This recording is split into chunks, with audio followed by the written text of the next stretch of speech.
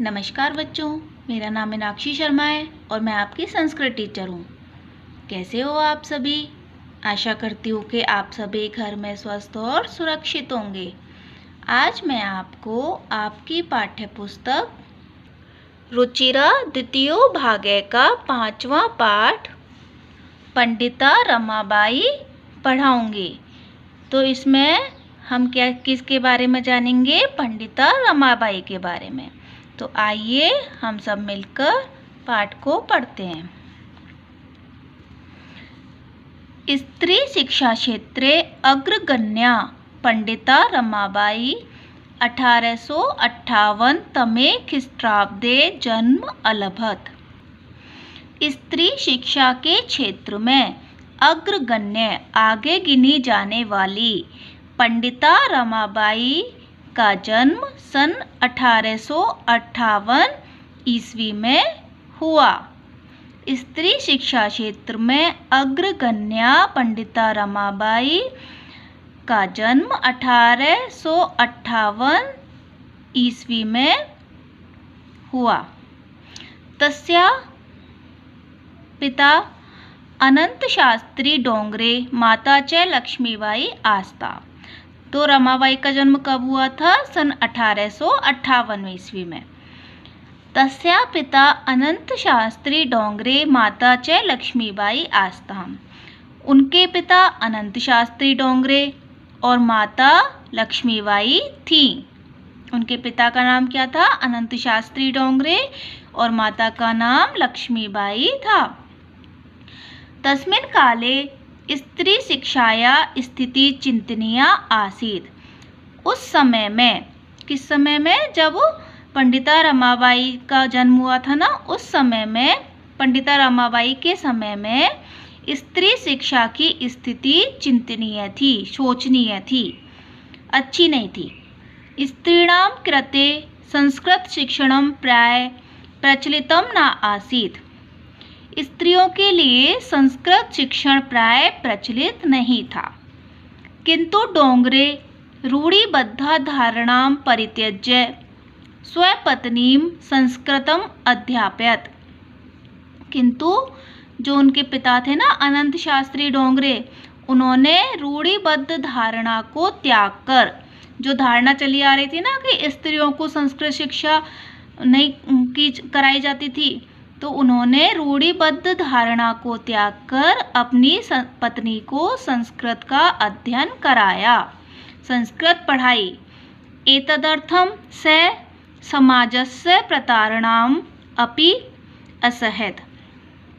इसके लिए उन्होंने समाज की प्रताड़ना को भी सहन किया। अनंतरम रमा अपि स्वमातुः संस्कृत शिक्षां प्राप्तवती। अनंतरम माने इसके बाद, रमा ने भी अपनी माता से संस्कृत की शिक्षा प्राप्त की। रमा ने किससे संस्कृत की शिक्षा प्राप्त की? अपनी माता से, और उनकी माता का नाम क्या था? लक्ष्मीबाई। कालक्रमेण रमया पिता विपन्नः संजाते। कालक्रम से, समय के अनुसार, समय व्यतीत होने के साथ साथ रमा के पिता विपन्न हो गए, मतलब गरीब हो गए। तस्या पितरौ ज्येष्ठा भगिनी च दुर्भिक्ष पीड़िता दिवंगता। तस्य पितरौ, उनके माता पिता, ज्येष्ठा भगिनी और बड़ी बहन, दुर्भिक्ष पीड़िता, अकाल से पीड़ित होकर, दिवंगत यानी दिवंगत हो गए, स्वर्ग सिधार गए। तो कौन कौन? उनके माता पिता और बड़ी बहन दुर्भिक्ष से, अकाल से पीड़ित होकर दिवंगत हो गए, मर गए। तदंतरम रमा स्वज्येष्ठ भ्रात्रा सह पदभ्याम समग्रम भारतम अभ्रमत। उसके बाद रमा अपने ज्येष्ठ भाई के साथ पैदल, उन्होंने क्या किया? सारे भारत में घूमी। उसके बाद रमा अपने ज्येष्ठ भाई के साथ पैदल सारे भारत में घूमी। भ्रमण क्रमे सा कोलकाता प्राप्ता। घूमते घूमते वे कोलकाता पहुंची। संस्कृत वैदुष्येण सा तत्र पंडिता सरस्वती च इति उपाधिभ्यां विभूषिता। संस्कृत में विद्वता के कारण, मतलब वो संस्कृत में बहुत होशियार थी ना, संस्कृत वैदुष्य के कारण वे वहाँ पंडिता, और उन्होंने वहाँ पर, कहाँ पर, कलकत्ता में पंडिता और सरस्वती ऐसी उपाधियों को से वे शोभित हुई। संस्कृत में विद्वता के कारण उनको वहाँ पंडिता रमाबाई को पंडिता, सरस्वती, इन उपाधियों से वे वहाँ पर सुशोभित हुई। ये उपाधियाँ उनको वहाँ पर मिली।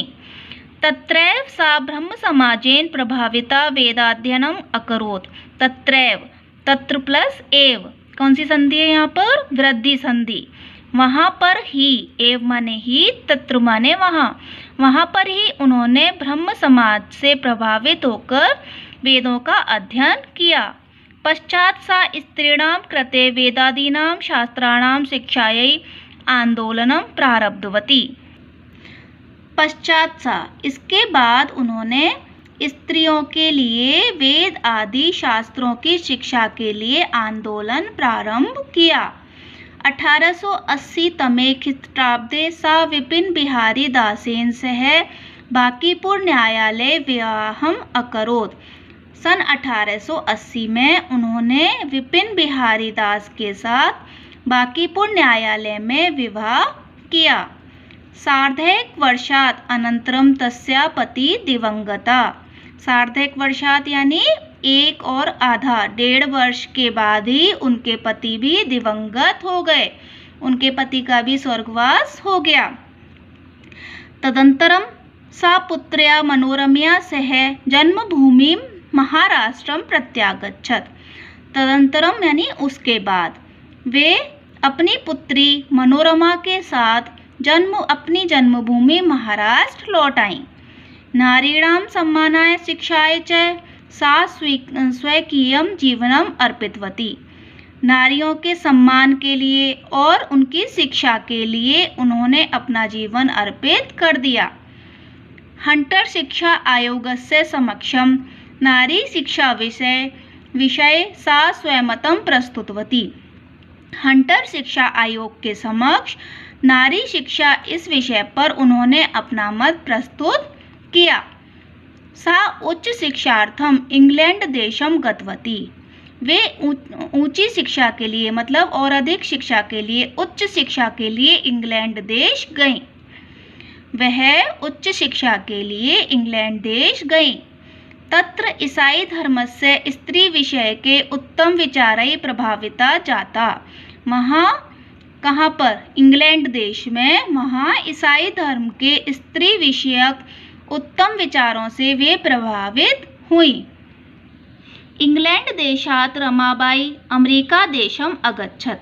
इंग्लैंड देश से रमाबाई कहाँ चली गई, अमेरिका देश गईं।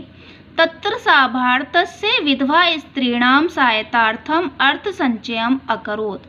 वहाँ उन्होंने भारत की विधवा स्त्रियों की सहायता के लिए धन का संचय किया। अर्थ संचय यानी धन को एकत्रित किया। भारतम प्रत्यागत्य मुंबई नगरे सा शारदा सदनम स्थापयत। भारत लौटकर मुंबई नगर में उन्होंने शारदा सदन की स्थापना की। शारदा सदन नामक आश्रम बनाया उन्होंने। अस्मिन् आश्रमे निस्साया स्त्रय निवसन्ति स्म। इस आश्रम में, किस आश्रम में, शारदा सदन नामक आश्रम में असहाय स्त्रियां निवास करती थीं, जिनका कोई सहारा नहीं होता था ना, वो वहाँ पर रहती थी।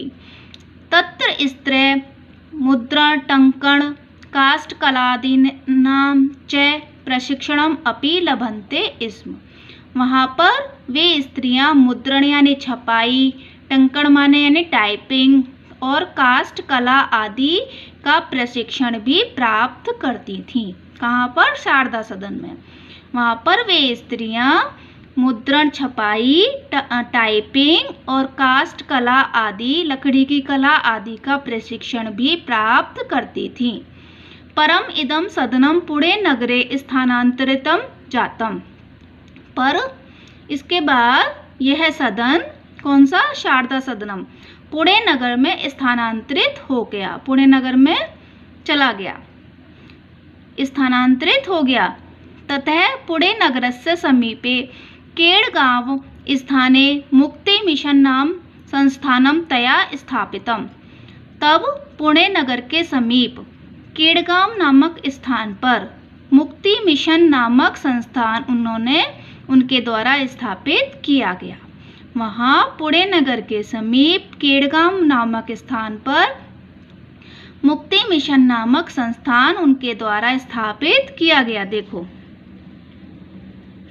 ये मुक्ति मिशन पंडिता रमाबाई कहाँ पर करा था? केडगांव में, पुणे नगर के पास केडगांव में।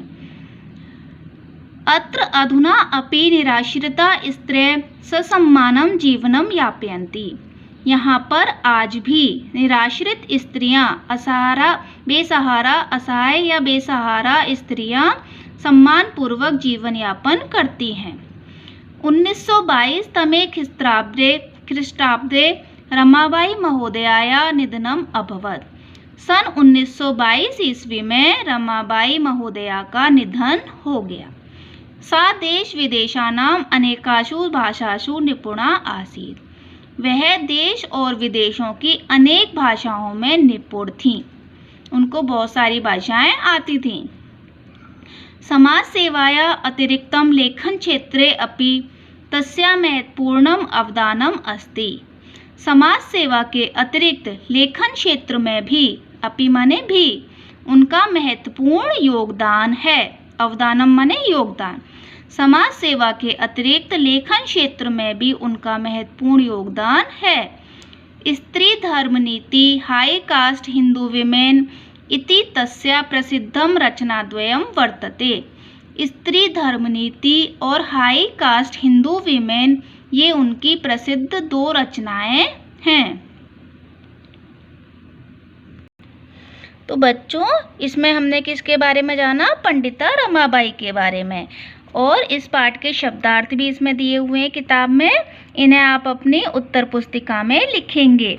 परित्यज्य छोड़कर, अध्यापयत पढ़ाया, प्रताड़नाम ताड़ना, असहत सहन किया, स्वयं मातुः अपनी माता से, विपन्न है निर्धन या गरीब, दुर्भिक्ष पीड़िता अकाल पीड़ित, दिवंगता मृत्यु को प्राप्त हो गए, उपाधिभ्याम उपाधियों से, प्रारब्धवती आरंभ किया, सार्धेक वर्षात 1.5 वर्ष, प्रत्यागच्छत प्रति प्लस आगच्छत, कौन सी संधि है इसमें? यण संधि, लौट आई, अर्थ संचयम धन संचय, प्रत्यागत्य लौट कर, इसमें भी कौन सी संधि है? देखो प्रति प्लस आगत्य, यण संधि, मुद्रणम छपाई, टंकणम टंकण या टाइपिंग, निराश्रिता निर्प्लस आश्रिता बेसहारा, यापयंती बिताते हैं बिताती हैं, अवदानम योगदान।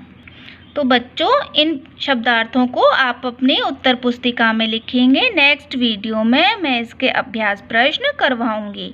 धन्यवाद।